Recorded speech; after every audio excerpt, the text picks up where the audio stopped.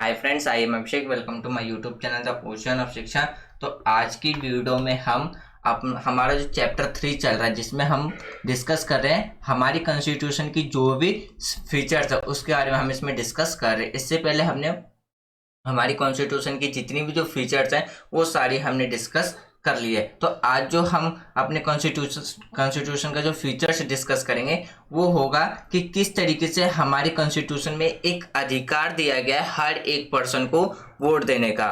फिर दूसरा फीचर देखेंगे कि हमारी कंट्री में क्या है, किस तरीके से एक सिंगल सिटीजनशिप देखने को मिलती है। जबकि अगर हम एग्जांपल देखें किसकी, यूएसए का, तो यूएसए में हमें डबल सिटीजनशिप देखने को मिलती है, एक स्टेट की और एक सेंटर की, एक सेंट्रल की। लेकिन हमारी कंट्री में क्या है, एक सिंगल सिटीजनशिप देखने को मिलती है। फिर उसके बाद हम इंडिपेंडेंस बॉडीज के बारे में डिस्कस करेंगे जो कि हमारे कॉन्स्टिट्यूशन में ऑलरेडी दिया गया है। जैसे कि हम बात करेंगे कंट्रोलर ऑफ अटॉर्नी जनरल के बारे में, फिर हम बात करेंगे यूपीएससी के बारे में, फिर पीसीएस के बारे में, पीएससी के बारे में।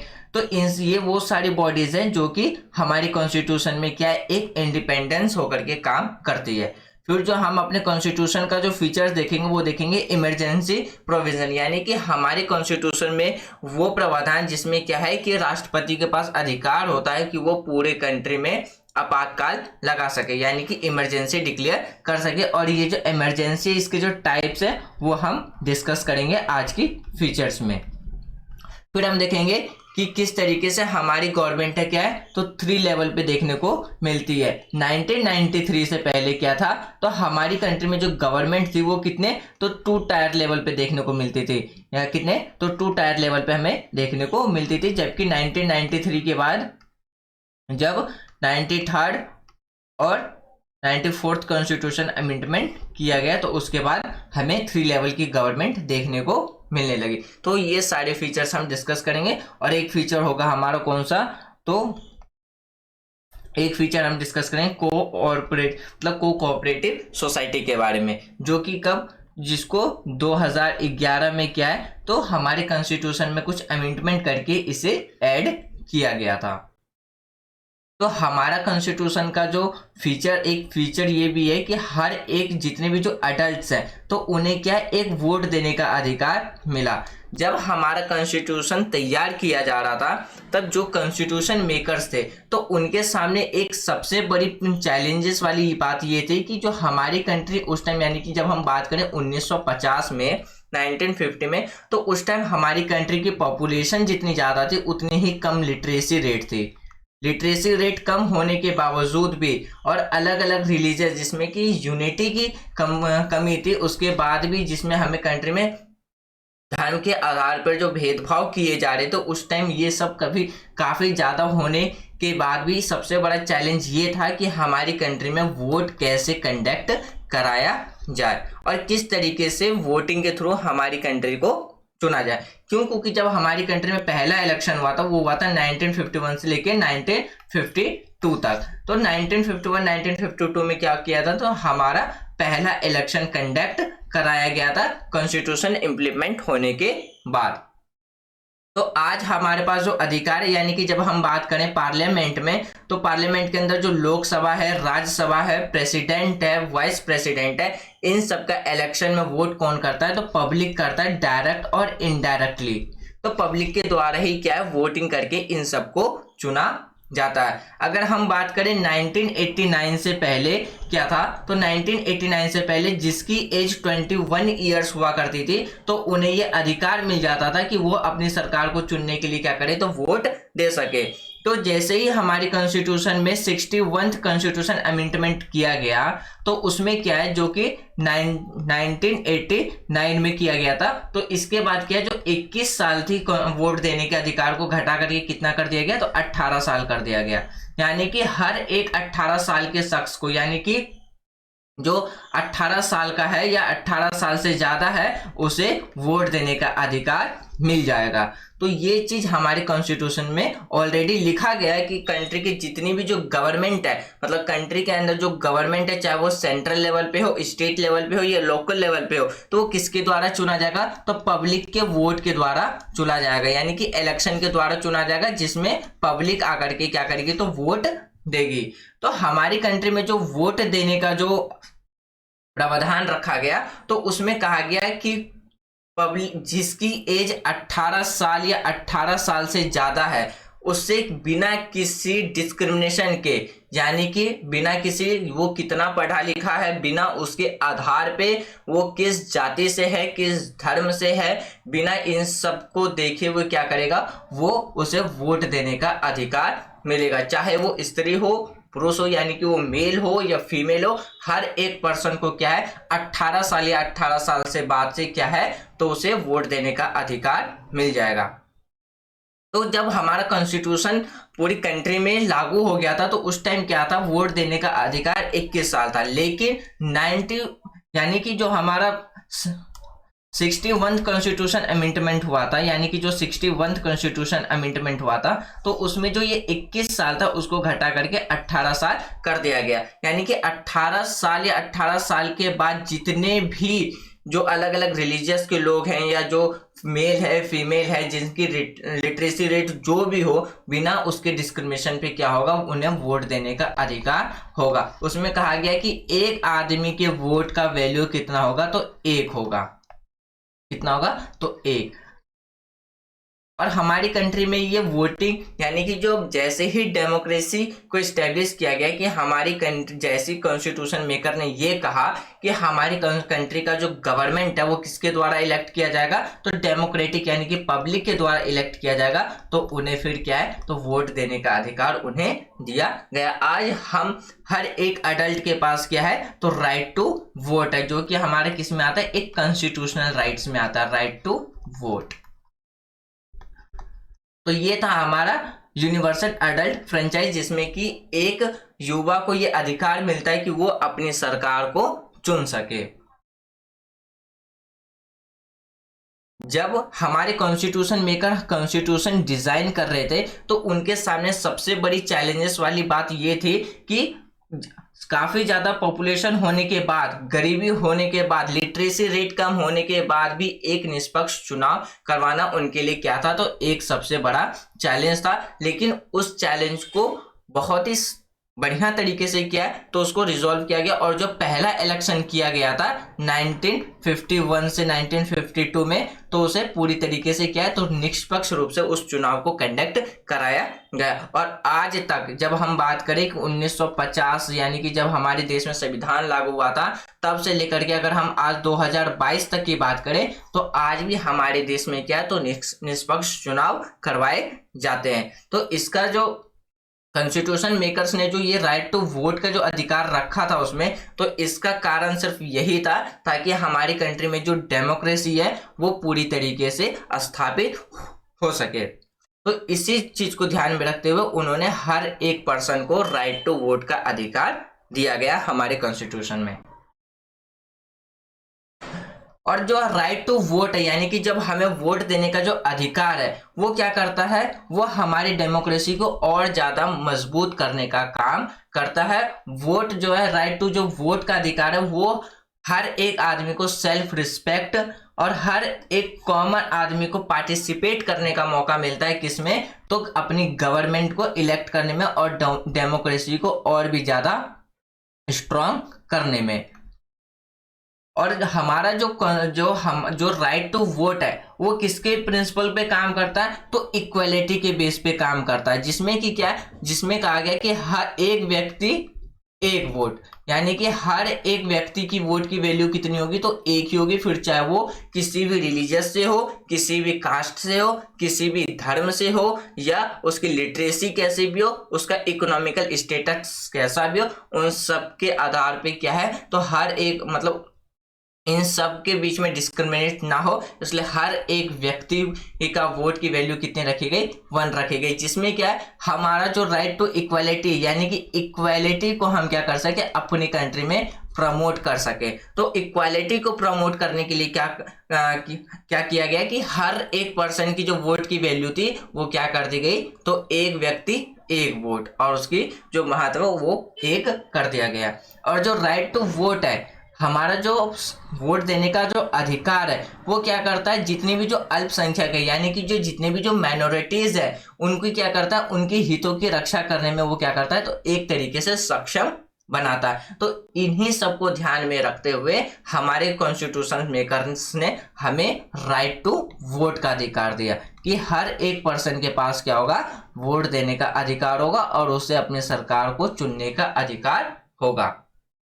जितने भी जो वीकर सेक्शन थे उन सबको क्या है, एक नई आशा और संभावनाओं को खोलता है। यानी कि जो वोट देने का अधिकार है वो क्या करता है, वो सारे ऑप्शंस को खोल देता है जो कि कमजोर वर्ग के लिए एक आशा का काम करते हैं, या उन्हें एक प्रोबेबिलिटी रहती है कि उनकी फेवर में गवर्नमेंट काम करेगी। तो ये था हमारा अडल्ट यानी कि यूनिवर्सल फ्रेंचाइज यानी कि यूनिवर्सल अडल्ट फ्रेंचाइज, जो कि हमारे कॉन्स्टिट्यूशन का एक सबसे ज्यादा इंपॉर्टेंट फीचर्स है। उसके बाद है हमें हमारी कॉन्स्टिट्यूशन में क्या देखने को मिलता है, एक सिंगल सिटीजनशिप देखने को मिलता है। अगर हम बात करें, अगर हम यूएसए की बात करें तो यूएसए में क्या है, जिस तरीके से जैसे हमारी कंट्री में सेंट्रल और स्टेट है उसी तरीके से हमें यूएसए में भी देखने को मिलता है सेंट्रल और स्टेट। जबकि अगर हम यूएसए की बात करें तो यूएसए के हर एक पर्सन को 2 सिटीजनशिप लेनी पड़ती है। पहला, एक तो वो जिस स्टेट में रह रहा उस स्टेट के गवर्नमेंट से, और दूसरा सेंट्रल से। जबकि हमारी कंट्री में क्या है, सिंगल सिटीजनशिप देखने को मिलता है। ऐसा इसलिए हमने जो हमारी कंट्री में जो सिंगल सिटीजनशिप की जो अवधारणा रखी गई वो इसलिए ताकि अगर कोई व्यक्ति हमारी कंट्री में जन्म लेता है तो उसे जन्म से वो सारे अधिकार मिल जाएंगे जो कि सेंट्रल के द्वारा प्रोवाइड कराए जाएंगे। तो अगर कोई व्यक्ति एग्जाम्पल के तौर पे देखे, अगर कोई व्यक्ति जम्मू कश्मीर में जन्म लिया है और वो केरल में जाके रहता है तो वो सारे प्रॉफिट का फायदा उठा सकता है, वो केरल में रहकर, और वो अपने जितने भी उसके जो फंडामेंटल राइट्स हैं वो उसका प्रॉफिट उठा सकता है। तो जन्म के आधार पर डिस्क्रिमिनेशन ना हो और वो किस जगह पे रह रहा है यानी कि जगह और जन्म स्थान के आधार पर हमारी कंट्री में डिस्क्रिमिनेशन ना देखने को मिले, हम अपनी कंट्री की अखंडता को बनाए रखने के लिए, डेमोक्रेसी को और स्ट्रांग बनाए रखने के लिए तो हमने सिंगल सिटीजनशिप का कॉन्सेप्ट अपने कॉन्स्टिट्यूशन में रखा। यानी कि अगर कोई व्यक्ति भारत के किसी भी राज्य में जन्म लेता है तो उसे वो फिर जाके किसी भी स्टेट में जाके वो रहे, वो सारे फंडामेंटल राइट्स मिलेंगे चाहे वो किसी भी स्टेट में क्यों ना रहे, और वो हर एक अपने मौलिक अधिकार का फायदा उठा सकता है किसी भी स्टेट में रह करके। जबकि यूएसए में ऐसा हमें देखने को नहीं मिलता। अगर हम यूएसए की बात करें तो यूएसए में डबल सिटीजनशिप देखने को मिलता है। यानी कि अगर कोई एक एक्स पर्सन है वो किसी स्टेट में रहता है तो एक तो वहां की सिटीजनशिप और दूसरा सेंट्रल की, तो ये जो एक्स पर्सन है वो किसी दूसरे अपनी कंट्री के स्टेट में अगर जाएगा तो उसे वहां की सिटीजनशिप लेनी पड़ेगी। जबकि हमारी कंट्री में ऐसा नहीं है। हर एक व्यक्ति को ये इस बात के अधिकार है कि वो फ्री होकर के बिना किसी रुकावट के, बिना किसी हस्तक्षेप के, या बिना किसी, अगर हम बात करें कि बिना किसी रुकावट के वो क्या कर सकता है, एक जगह से दूसरे स्थान वो घूम सकता है, वो उसको अधिकार दिया गया है। यानी कि हम बात करें अगर हमारी कंट्री में अगर कोई एक्स पर्सन है जो कि जम्मू कश्मीर में है तो बिना किसी रुकावट के वो कहाँ जा सकता है, तो हमारी कंट्री के किसी भी 28 स्टेट और जो 8 यूनियन टेरिटरी उसमें आजाद होकर के घूम सकता है। तो सिर्फ इसी आधार को हमारी कंट्री का जो यूनिटी है जिसे हम अखंडता कहते हैं, अखंडता को बनाए रखने के लिए हमने अपनी कंट्री में सिंगल सिटीजनशिप का कॉन्सेप्ट रखा है। जबकि यूएसए में हमें कितना, तो डबल सिटीजनशिप देखने को मिलता है। हमारी कंट्री में हर एक नागरिक को ये अधिकार रहता है कि वो पैदा किसी भी राज्य में क्यों ना हुआ हो, वो बिना किसी भेदभाव को वो किसी भी राज्य में क्या कर सकता है, जा करके निवास कर सकता है या पूरे देश में घूम सकता है, और उसे पूरे देश में वो कहीं पे भी रहे उसे एक समान अधिकार का वो क्या कर सकता है, अपना लाभ उठा सकता है, और उसके साथ उसमें कोई भी भेदभाव देखने को नहीं मिलेगा। यानी कि अगर कोई एक्स पर्सन क्या है साउथ इंडिया में अगर जन्म लेता है तो उसके पास ये अधिकार है कि वो इंडिया के किसी भी डायरेक्शन में, किसी भी स्टेट में जाकर के वो रह सकता है, निवास कर सकता है। उसको कोई भी रोक टोक नहीं किया जाएगा और उसके साथ कोई भी डिस्क्रिमिनेशन देखने को नहीं मिलेगा। और उस व्यक्ति के पास जो भी फंडामेंटल राइट्स है वो किसी भी स्टेट में जाकर के वो अपने उस फंडामेंटल राइट्स का आनंद ले सकता है बिना किसी डिस्क्रिमिनेशन के। सभी लोगों के लिए जो हमारी कंट्री में जो सभी लोगों के लिए जो सिंगल सिटीजनशिप देखने को मिलता है वो किस लिए, कि समान अधिकारों के जो संवैधानिक प्रावधान के बावजूद भी क्या है, भारत में जो सांप्रदायिक दंगे हैं, जो वर्ग संघर्ष है, जाति युद्ध है, भाषाई संघर्ष के आधार पर है, इन सब के विवाद हमें आज भी हिस्टोरिकल में देखने को मिलते हैं। इसके बाद भी अगर हम बात करें हमारी कंट्री में आज भी रिलीजियस के आधार पे जो अलग अलग भाषा है उसके आधार पे क्या है, हमें कॉन्फ्लिक्ट देखने को मिलता है। फिर भी उसके बाद जो हमारी कंट्री है वो पूरी क्या है, एक यूनाइट कंट्री है। इसका जो रीजन है वो क्या है, तो एक सिंगल सिटीजनशिप है। तो उसका एक कारण क्या है, तो एक अधिकार यानी कि एक नागरिकता, सिंगल सिटीजनशिप। क्यों? क्योंकि ये जो सिंगल सिटीजनशिप का जो प्रावधान हमारे कॉन्स्टिट्यूशन में रखा गया वो सिर्फ इसीलिए रखा गया ताकि हम अपनी कंट्री को और भी ज्यादा क्या कर सके, तो यूनाइट और ज्यादा स्ट्रांग बना सके। तो हमारे कॉन्स्टिट्यूशन मेकर ने हमारी कंट्री को अखंडता और जितनी भी जो अलग अलग डाइवर्जन है, हमारी कंट्री में जो अलग अलग डाइवर्सिटी देखने को मिलती है, तो उन सबको एक धागे में पिरोए रखने के लिए किस चीज को रखा, तो सिंगल सिटीजनशिप को रखा कि हर एक, चाहे व्यक्ति किसी भी राज्य में जन्म क्यों ना लिया, वो किसी भी राज्य में बिना किसी भेदभाव के, बिना किसी रुकावट के किसी दूसरे स्टेट में जाकर के रह सकता है, व्यापार कर सकता है, घूम सकता है और अपना निवास स्थान बना सकता है। अब जो हमारा अगला फीचर्स है वो है इंडिपेंडेंस बॉडी, यानी कि हमारी कंट्री में कुछ ऐसी संस्थाएं जो क्या है, निष्पक्ष होकर के काम करती है। और ये सिर्फ इसीलिए रखा गया ताकि हमारी कंट्री के अंदर जो डेमोक्रेसी है उसको और भी ज्यादा स्ट्रांग बनाया जा सके। जैसे कि हमने अभी बात किया था किसका, कंट्रोलर ऑफ एडवोकेट जनरल के बारे में, यूपीएससी के बारे में और पीएससी के बारे में। यानी कि हम अगर यूपीएससी और पीसीएस की बात करें तो यूपीएससी का काम ये होता है कि वो निष्पक्ष रूप से पूरे देश के लिए जो सर्वोच्च स्थान यानी कि एक सर्वोच्च पोस्ट होता है उसके लिए वो क्या कर सके, भर्तियां ले सके, जिसमें हम बात करते हैं आईएएस या आईपीएस या IOFS यानी कि इंडियन फॉरेन सर्विस। ऐसे ऐसे अधिकारियों की नियुक्ति किसके द्वारा की जाती है, तो यूपीएससी के द्वारा सिर्फ इसलिए की जाती है ताकि वो जो गवर्नमेंट है उसके लिए वो क्या कर सके, एक सलाह देने का काम कर सके, जिससे कि हमारी जो गवर्नमेंट है वो और भी ज्यादा पब्लिक वेलफेयर के लिए क्या कर सके, तो काम कर सके। तो हम और जितनी भी जो सरकार के द्वारा जो स्कीम बनाई जाती हैं वो इन ऑफिसर्स के द्वारा क्या किया जाता है, या तो मेंटेन, एक तो हर एक ग्राउंड लेवल तक इम्प्लीमेंट करवाया जाता है और उसे मेंटेन करवाया जाता है। तो इसी तरीके तो ये काम किसका होता है, तो यूपीएससी का होता है। इसी तरीके से हर एक स्टेट का अपना पब्लिक सर्विस कमीशन होता है जो हर एक राज्य अपने राज्य के अंदर जो जैसे कि एसडीएम जैसे ऑफिसरों की क्या करता है, तो नियुक्ति करता है ताकि वो भी क्या कर सके, तो अपने कार्य को और बढ़िया से सशक्त कर सके। तो इन सब चीजों के लिए ये जो बॉडीज होती हैं, जो हमारी जो ये सारी जो संस्थाएं वो क्या है, एक निष्पक्ष होकर के ये सारा काम करती है। और जो कंट्रोलर एंड ऑडिटर जनरल है जो कि भारत के क्या करते हैं, अकाउंट को क्या करते हैं, ऑडिट करने का काम करते हैं, किसके लिए, सेंट्रल और स्टेट गवर्नमेंट के लिए। तो ये भी क्या करते हैं, ये गाइडेंस देने का काम करते हैं जो पब्लिक के अंदर, पब्लिक के जितने भी जो वो क्या होते हैं कमेंट्स और जो प्रोसेस होते हैं, जो कि लीगलिटी एंड जो प्रोविटी है वो गवर्नमेंट के द्वारा जो एक्सपेंडिचर किए जाते हैं यानी कि जो खर्च किए जाते हैं, तो उन सब के लिए वो क्या करते हैं, तो एक गाइडेंस देने का काम करते हैं को। तो हमारे जो कैग होते हैं वो भी क्या करते हैं, तो एक इंडिपेंडेंस होकर के काम करते हैं।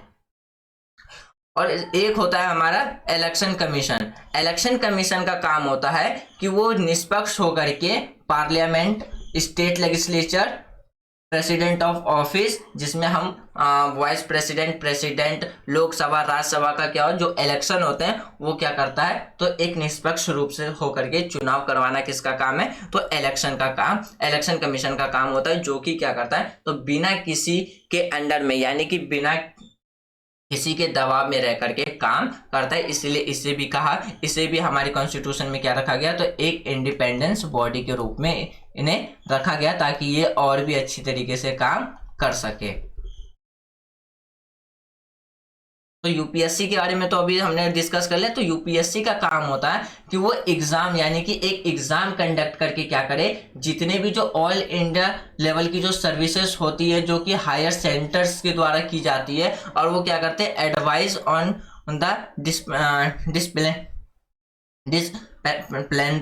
मैटर्स के बारे में वो क्या करते हैं, उस पर प्रेसिडेंट्स को एडवाइस करते हैं। तो इन सब के बारे में क्या कहा, ये सब जो अपॉइंट किए जाते हैं किसके द्वारा किया जाता है, तो यूपीएससी के द्वारा जो एग्जाम कंडक्ट कराए जाते हैं, तो वो जो एग्जाम क्वालिफाई करके जो कैंडिडेट्स आते हैं, तो उन्हें इन सारे पोस्ट के लिए अपॉइंट किया जाता है। अब बात करें स्टेट पब्लिक सर्विस कमीशन के बारे में। हर एक स्टेट का अपना पब्लिक सर्विस कमीशन होता है, जो कि स्टेट के द्वारा इनकी एग्जाम को क्या कराया जाता है, तो कंडक्ट कराया जाता है, और जो भी रिक्वायरमेंट होते हैं स्टेट से रिलेटेड सर्विसेज की, और जो कि एडवाइस करते हैं किसको, गवर्नर को। सेम जिस तरीके से प्रेसिडेंट को एडवाइस दिया जाता है, उसी तरीके से यहाँ पे क्या किया जाता है, तो गवर्नर के द्वारा सलाह देने के लिए इन्हें नियुक्त किया जाता है, जो कि स्टेट गवर्नमेंट क्या करते हैं, इस एग्जाम को कंडक्ट कराती है। जो यूपीएससी होता है वो सेंट्रल लेवल के लिए होता है, और जो पीसीएस होता है वो हर एक स्टेट का अपना पब्लिक सर्विस कमीशन होता है। अब बात करते हैं हम इसके बारे में। तो हमारे संविधान में निकायों की जो स्वतंत्रता की जो विभिन्न प्रावधान है, जैसे कि हम बात करें कार्यपालिका की सुरक्षा, निश्चित सेवा शर्तें, भारत के सचिव निधि पर खर्च, ये सारी किस्में तो हमारे कॉन्स्टिट्यूशन में इन सब चीज के बाद जो ये सब चीजें जो लाई जाती है, कहाँ से निकाल के लाई जाती है, तो जो हमारे जो हमारा जो कंसोलिडेटेड फंड ऑफ इंडिया है, तो उससे निकाल करके ये सारी चीजें, इनकी जो भी अलाउंसेस है वो ये सब दिए जाते हैं। अब जो हमारा अगला फीचर है वो है इमरजेंसी प्रोविजन, यानी कि हमारी कॉन्स्टिट्यूशन में क्या है, तो आपातकाल का भी प्रावधान देखने को मिलता है। जैसे ही हमारी कंट्री में जब इमरजेंसी डिक्लेयर किया जाता है, तो उसमें क्या होता है, तो सेंट्रल क्या होता है, पूरी तरीके से पावरफुल हो जाता है। तब सारा जो पावर्स होता है वो किसके अंडर में आ जाता है, तो सेंट्रल के अंदर में आ जाता है, जैसे ही हमें इमरजेंसी कंट्री में डिक्लेयर किया जाता है। तो इमरजेंसी को क्या है, तो 3 टाइप्स में हमारे कॉन्स्टिट्यूशन में रखा गया है। पहला है नेशनल इमरजेंसी, दूसरा स्टेट इमरजेंसी, और तीसरा है हमारा फाइनेंशियल इमरजेंसी। अगर हम नेशनल इमरजेंसी की बात करें, तो यह हमारे कॉन्स्टिट्यूशन के आर्टिकल 332 में रखा गया है। तो जो नेशनल इमरजेंसी डिक्लेयर किया जाता है वो तब किया जाता है जब कोई बाहर की कंट्री हमारी कंट्री पर क्या कर दे, आक्रमण कर दे, यानी कि जब वॉर की सिचुएशन आ जाती है, तब हमारी कंट्री में क्या होता है, तो नेशनल इमरजेंसी डिक्लेयर कर दिया जाता है। जैसे ही हमारी कंट्री में नेशनल इमरजेंसी डिक्लेयर किया जाता है, तो पूरे कंट्री पे, यानी कि हम बात करें जम्मू कश्मीर से लेकर के तमिलनाडु तक और हमारा गुजरात से लेकर अरुणाचल प्रदेश तक क्या होता है, इमरजेंसी लगा दी जाती है, जिसमें जो लोगों की जो फंडामेंटल राइट्स हैं, जो भी फंडामेंटल राइट्स है, अगर हम 19 और 21 की बात कर दें, तो इन दोनों को छोड़ करके क्या है, तो पूरी कंट्री में जितने भी फंडामेंटल राइट्स है वो खत्म हो जाते हैं, और एक साथ पूरी कंट्री पे जो नेशनल इमरजेंसी वो डिक्लेयर कर दी जाती है। और ये तब किया जाता है जब कोई भी बाहर की कंट्री हमारी कंट्री पर आक्रमण करती है। और अगर हम नेशनल इमरजेंसी की बात करें, तो यह हमारी कंट्री में अभी तक 3 बार लगाई जा चुकी है, और वो 3 बार कब कब लगाई गई है ये आपको कमेंट बॉक्स में बताना है।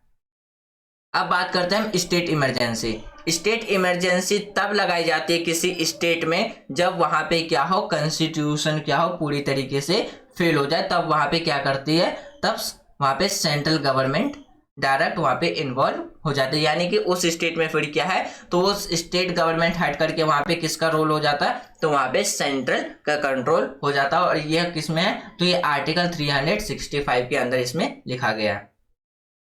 जैसे ही हमारा कॉन्स्टिट्यूशन फेल हो जाता है तो वहां पे क्या होता है, सीधा डायरेक्ट वहां पे फिर किसका रूल आ जाता है, तो प्रेसिडेंट का। और स्टेट जो इमरजेंसी है वो काफी बार हमारी कंट्री में लगाई गई है, और हर एक स्टेट में स्टेट इमरजेंसी अलग अलग टाइम पे लगाई गई है। और जरूरी नहीं है कि एक ही स्टेट इमरजेंसी सिर्फ एक पर्टिकुलर स्टेट में ही लगाई जाती है। तो नेशनल इमरजेंसी जब डिक्लेयर कर जाती है तो पूरे देश में पूरे इमरजेंसी डिक्लेयर कर दी जाती है, लेकिन स्टेट इमरजेंसी जब डिक्लेयर किया जाता है तो पार्टिकुलर सिर्फ एक ही स्टेट में डिक्लेयर होता है, चाहे वो किसी भी स्टेट के लिए इमरजेंसी डिक्लेयर क्यों ना किया हो। अब बात करते हैं फाइनेंशियल इमरजेंसी का, जो कि आर्टिकल 360 में इसके बारे में कहा गया है। तो फाइनेंशियल जो इमरजेंसी है इसमें ये कहा गया है कि यदि हमारी कंट्री की जो इकोनॉमिक स्टेट, जो इकोनॉमी है, यानी कि जब हम बात करें हमारा जीडीपी सब, अगर वो क्या हो, पूरी तरीके से क्या हो, तो नीचे हो जाए। जैसे कि हम बात करें हमारी कंट्री में जो फाइनेंशियल स्टेबिलिटी है वो जब पूरी तरीके से खराब होने लगती है तो तब क्या होता है, तो हमारी कंट्री में फाइनेंशियल इमरजेंसी डिक्लेयर की जाती है। आज तक हमारी कंट्री में कभी भी फाइनेंशियल जो इमरजेंसी है वो एक बार भी डिक्लेयर नहीं की गई है। अगर हम बात करें, अगर एग्जाम्पल के थ्रू समझने की कोशिश करें तो आज के टाइम पे क्या है, जो श्रीलंका का जो कंडीशन है जिसमें क्या है, इकोनॉमिक्स पूरी तरीके से क्या हो, तो क्लैप्स कर गई है। तो अगर उसी तरीके का सिचुएशन जब हमारी कंट्री में बन जाए तब जाकर के हम क्या करते हैं, तो हमारी कंट्री में सेंट्रल गवर्नमेंट के द्वारा फाइनेंशियल इमरजेंसी डिक्लेयर किया जाता है। तो ऐसी कंडीशन आज तक हमारी कंट्री में नहीं आई है जिसकी वजह से हमारे कंट्री में कभी भी फाइनेंशियल इमरजेंसी लगी हो। तो इसी वजह से आज तक हमारी कंट्री में एक बार भी फाइनेंशियल इमरजेंसी नहीं लगी है। अगर हम बात करें नेशनल इमरजेंसी की और स्टेट इमरजेंसी की, तो ये काफी बार लग चुकी है। रिसेंटली जो स्टेट इमरजेंसी लगी है वो लगी है कहाँ पे लगी थी, तो ये जम्मू कश्मीर में लगा करके आर्टिकल 365 जो भी हमारा आर्टिकल था वहां पे जो प्रेसिडेंट रूल लगा, जम्मू कश्मीर में प्रेसिडेंट रूल लगा करके जो 35A और आर्टिकल जो 360, यानी कि वहां पे जो भी जो स्पेशल प्रोविजन का जो आर्टिकल था जम्मू कश्मीर का वो हटाया गया। और जो आर्टिकल हटाए गए थे जम्मू कश्मीर में प्रेसिडेंट रूल लगा करके, वो कौन कौन से आर्टिकल्स थे वो एक बार आपको कमेंट बॉक्स में बताना है। अगर हम बात करें कि ऐसा कौन सा राज्य है जहां पे सबसे ज्यादा बार स्टेट इमरजेंसी लगाई गई है, तो वो भी आपको कमेंट बॉक्स में बताना है। अब बात करते हैं हम 3 टायर गवर्नमेंट के बारे में। अगर हम बात करें जब हमारा कॉन्स्टिट्यूशन इम्प्लीमेंट हो गया था पूरी कंट्री में 1950 से लेकर के 1992 तक, कहाँ तक, तो 1992 तक। फ्रेंड्स एक मिस्टेक हो गई थी, मैंने यहाँ पे आपसे जो थोड़ी देर पहले डिस्कस किया था इसके फीचर्स में कि आज हम कौन कौन से फीचर्स डिस्कस करेंगे, तो यहाँ पे मैंने कहा था 93rd and 94th constitution amendment में हमने थर्ड लेयर गवर्नमेंट स्टैब्लिश किया था। तो यहाँ पे 93, 94 अमेंडमेंट नहीं बल्कि 73 एंड 74th अमेंडमेंट होगा। तो इसको आप करेक्ट कर लीजिएगा, यहाँ पे थोड़ा सा मिस्टेक हो गया था। तो 93 नहीं 73 और 74th कॉन्स्टिट्यूशन अमेंडमेंट है वो, ठीक है। तो अब जो हमारा कॉन्स्टिट्यूशन का जो अगला फीचर है वो है 3 टायर ऑफ गवर्नमेंट, यानी कि अगर हम बात करें 1950 से लेकर के 1992 तक हमें क्या था, तो 2 लेवल की गवर्नमेंट देखने को मिलती थी। पहला था सेंट्रल लेवल का और दूसरा था स्टेट लेवल का। लेकिन 1993 में क्या है, तो 73rd कॉन्स्टिट्यूशन अमेंडमेंट एक्ट करके क्या लाया गया, तो एक लोकल लेवल गवर्नमेंट लाया गया, लोकल लेवल गवर्नमेंट, जिससे क्या है, तो हमारी कंट्री कितने लेवल की बन गई, तो 3 टायर लेवल की हमारी गवर्नमेंट बन गई। 3 टायर गवर्नमेंट हमें हमारे देश में देखने को मिलने लगा, जिसमें था सेंट्रल लेवल, स्टेट लेवल और लोकल लेवल, जिसमें हम पंचायत के बारे में पढ़ते हैं। किसके बारे में पढ़ते हैं, पंचायत के बारे में।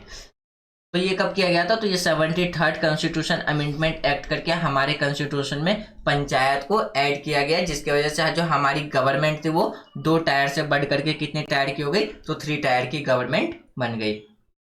यानी कि 1992 में इसको अमेंडमेंट किया था। और जब 74 कॉन्स्टिट्यूशन अमेंडमेंट हुआ था तो 74 कॉन्स्टिट्यूशन अमेंडमेंट करके हमने क्या ऐड किया, तो हमने अपनी कंट्री में म्यूनसिपैलिटी को ऐड किया जो कि अर्बन एरिया में काम करता है। अगर हम बात करें लोकल लेवल गवर्नमेंट में तो पंचायत काम करता है किसमें, पंचायत काम करता है रूरल एरिया में यानी कि ग्रामीण क्षेत्र में। और जो हमारा म्यूनसिपैलिटीज है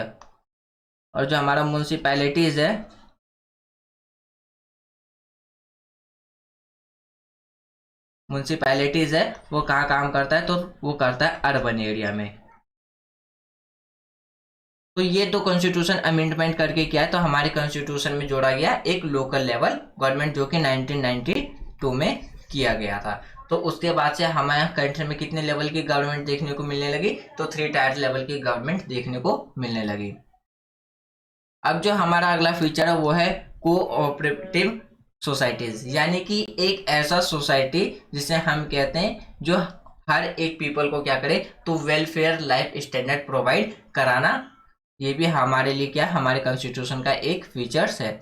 अगर हम बात करें 97th कॉन्स्टिट्यूशन अमेंडमेंट एक्ट की जो कि 2001 में किया गया था, तो इसमें क्या है, तो इसके अंदर कुछ आर्टिकल्स ऐड किए गए थे जो कि आर्टिकल्स ऐड करने के बाद क्या है, जो कोऑपरेटिव सोसाइटी है उसको क्या है, एक कॉन्स्टिट्यूशनल स्टेटस प्रोवाइड कराया गया। और जो प्रोटेक्शन है वो हमारे कोऑपरेटिव सोसाइटी को हमारे कॉन्स्टिट्यूशन में प्रोटेक्शन भी प्रोवाइड कराई गई।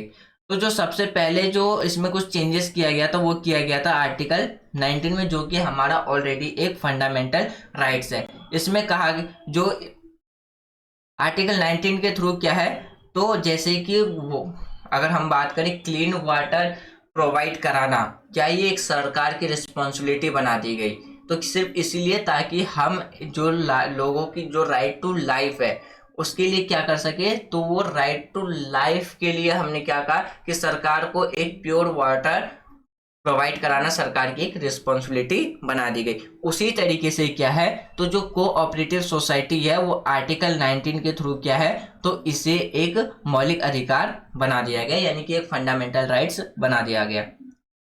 अगर हम बात करें आर्टिकल 43B के बारे में, तो उसमें ये कहा गया है कि जो हमारा कोऑपरेटिव सोसाइटी है वो क्या करेगा, प्रमोट करने का काम करेगा, किसको, डीपीएसपी को। ये आर्टिकल 43 में कहा गया।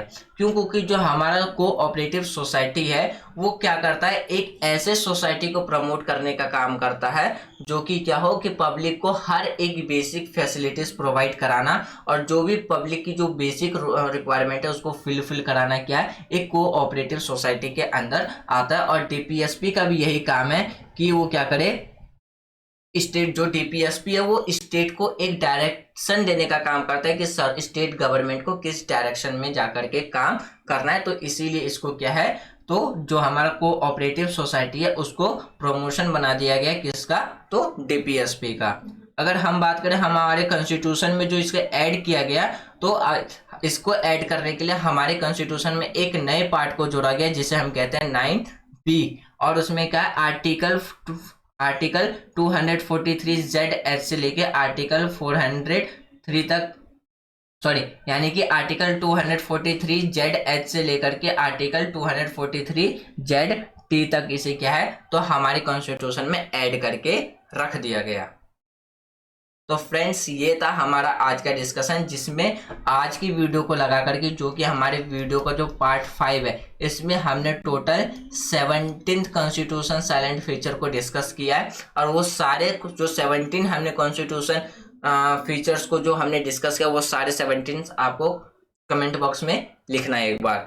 तो मुझे उम्मीद है कि हमने ये जितने भी जो 17th कॉन्स्टिट्यूशन फीचर्स हमने जो इसमें डिस्कस किया है वो आपको पूरी तरीके से समझ में आ गया होगा। यदि कोई फीचर समझ में ना आया हो तो आप उसे एक बार कमेंट बॉक्स में लिख देना। जब हम अपना अगला टॉपिक जो डिस्कस करेंगे, इसी चैप्टर के जो MCQ क्वेश्चन डिस्कस करेंगे, तो उससे पहले हम क्या करेंगे, अपने डाउट्स क्लियर करेंगे, तब MCQ क्वेश्चंस प्रैक्टिस करेंगे। वो MCQ क्वेश्चन प्रैक्टिस करेंगे जो ऑलरेडी कॉम्पिटिटिव एग्जाम में पूछे जा चुके हैं। तो thanks for watching friends, take care, जय हिंद।